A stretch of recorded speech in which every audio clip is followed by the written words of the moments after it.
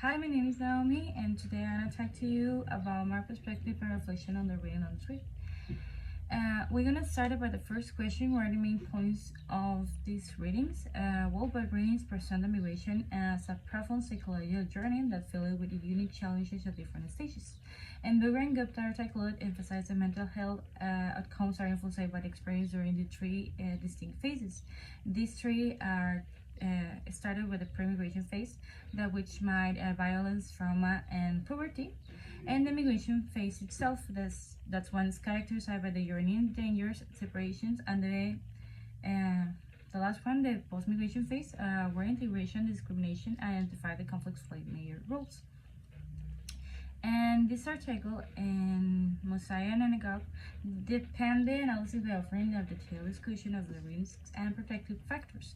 The risk factors include the exposure to the traumatic experience, economic instability, language barriers, and cultural reabatement, and discrimination in the host society.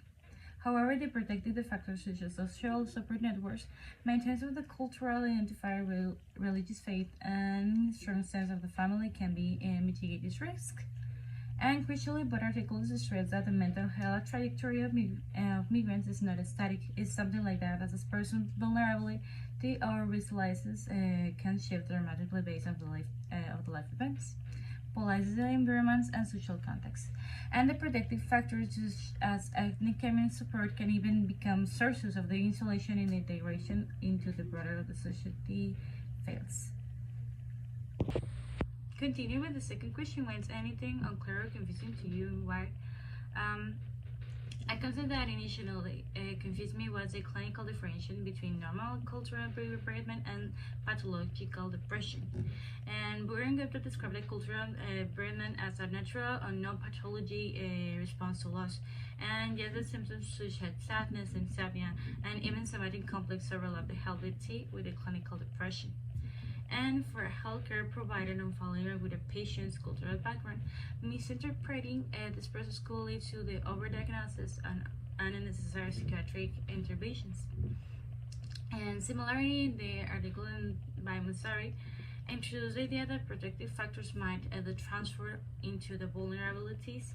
For example, the maintaining strong cultural ties can offer psychological stability, but it is leads to self-segregation and might impede the social integration and increase the mental health risk, like the social insulation of cultural conflict.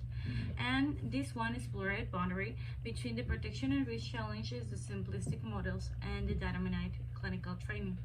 And lastly, the idea that risk factors and resilience are fluid, are not fixed traits, was initial difficulty to fully grasp. And practices, this is the mental health intervention need to be dynamic and revisiting the patient's circumstances periodically, rather than assuming the risk and strangers remain the constants. Continue with the third question. What was into you and did it change how you think about or perceive things? Something what has truly changed my perception, was the understanding that immigration and related mental health challenges are not immediate, but often delayed and accumulate. And I have previously assumed that immigrants have experienced significance and stress. It will be surfaced on after arrival. But however, in the discussion had of regarding illustrate and how the mental health deteriorated, deterioration can occur years later, often due to the slow and erosive effects of the marginalization and chronic economic hardship and cultural bereavement. Additionally, in Messiah and Go discussion, have the framework that showed me that resilience is not a permanent shield. It was more like even migrants who initially might later become vulnerable, even if the social networks weaken, economic hardship persists, or discrimination accumulates. And it shifted my view from thinking of resilience as an individual trait to seeing and it is fragile, unevolving condition and influenced by external factors. And this context challenged me my previous overly simplistic and view of the migration. And I realize that mental health care for migrants demands a longer-term systemic perspective, and it's not enough to assume someone is fine just because they have adapted superficially to the new country or to the necessity they're that their resilience needs continuous nurturing through inclusive policies, community support, and accessible healthcare services. Well, continue with the first question. Was there anything you would like to explore further or learn more about and why? And after these trainings, I felt strong urge to explore how early intervention programs could be designed to identify and support immigrants to the risk of the whole long-term mental health decline, and how programs that provide culturally sensitive, consolidated language support and social integration in the pathways during the first-year settlement could make a profound difference.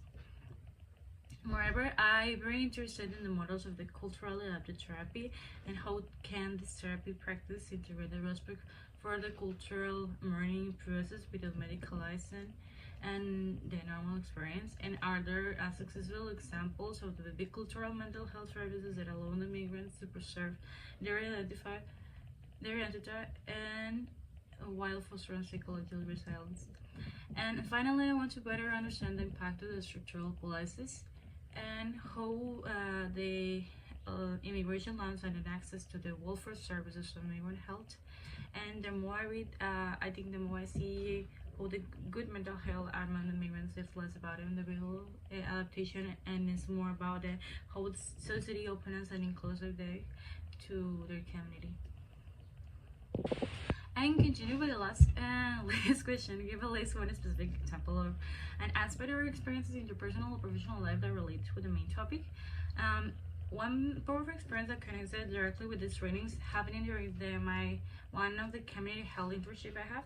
And I work with migrants from indigenous communities who have their relocate right here in the northern Mexico, and they have that work in the agricultural sector, and many of them suffer from chronic pain and fatigue and also sleep disturbances.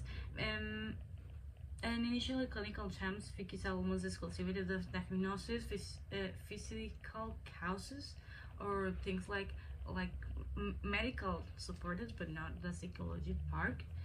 And like, for example, the situation or repetitive strain injuries, or maybe the long hours to work.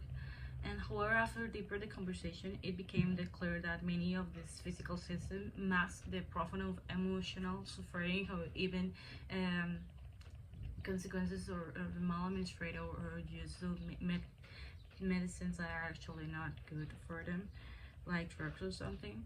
And for the land they have left and cultural exploitation and economic anxiety and the family separation, they're copying the mechanism like remain silences about their emotional pain and were deeply cultural and protective, but they also made it harder to receive effective mental health support. And this experience is referred for me and the article by Bugra, and I go to the highlight like the emotional suffering among immigrants can be often worse of physical diseases, and it convinced me that cultural sensitive trauma and family care must become a foundational part of the healthcare system that we rely on to serve and service communities.